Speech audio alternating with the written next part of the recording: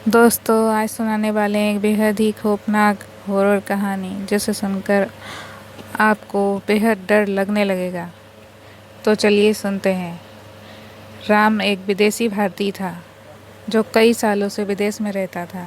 एक दिन उसने अपने बचपन के सपने को पूरा करने के लिए अपने गांव में एक सुंदर सा बंगला खरीदने का मन बनाया।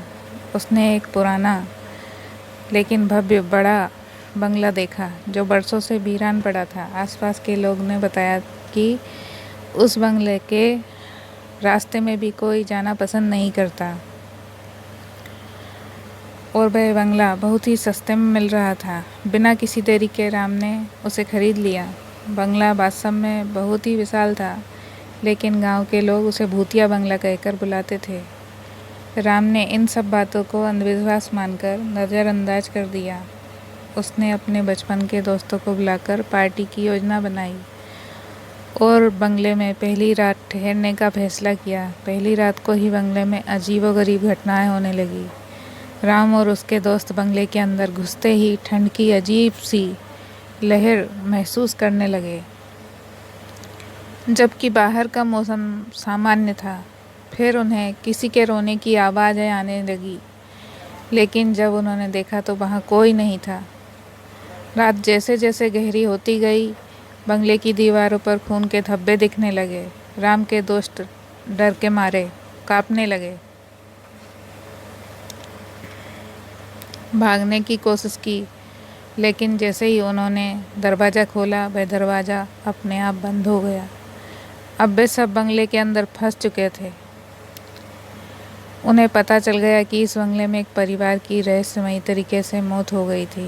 गांव के बड़े बुजुर्गों का कहना था कि वह परिवार अब भी इस बंगले में रहता है और जो भी यहाँ आता है वह वापस नहीं लौटता। राम और उसके दोस्त अब डर के मारे काँप रहे थे। राम ने हिम्मत करके बंगले के पुराने दस्तावेज खंगाले और पाया कि इस बंगले का इतिहास बहुत ही खौफनाक था। यहाँ एक बार एक धनी परिवार रहता था, लेकिन एक रात किसी ने उन सभी को बेरहमी से हत्या कर दी थी। कहते हैं कि वही परिवार तब से यहाँ भटक रहा है और जिसने भी इस बंगले में रहने की कोशिश की उसकी मृत्यु हो गई। राम और उसके दोस्तों ने बंगले से बाहर निकलने की बहुत कोशिश की, लेकिन हर बार उन्हें किसी अदृश्य शक्ति ने रोक लिया। पूरी रात उन्होंने डर और सिरहन में बिताई। सुबह होते ही किसी तरह दरवाज़ा खुला और वे सब भागते हुए गांव के पंडित के पास पहुँचे। पंडित ने उन्हें बताया कि यह बंगला अभिशप्त है और यहाँ से जितनी जल्दी हो सके उन्हें चले जाना चाहिए।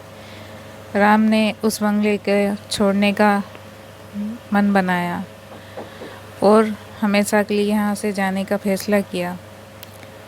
उस बंगले को आज भी कोई नहीं खरीदता। गांव के लोग आज भी उस बंगले के पास जाने से डरते हैं और कहते हैं कि रात के समय वहां से अब भी किसी के रोने की आवाज़ें आती है। वह बंगला अब भी वीरान पड़ा है, जैसे किसी को अपनी ओर बुला रहा हो, लेकिन जो भी वहां गया वह कभी वापस लौट कर नहीं आया।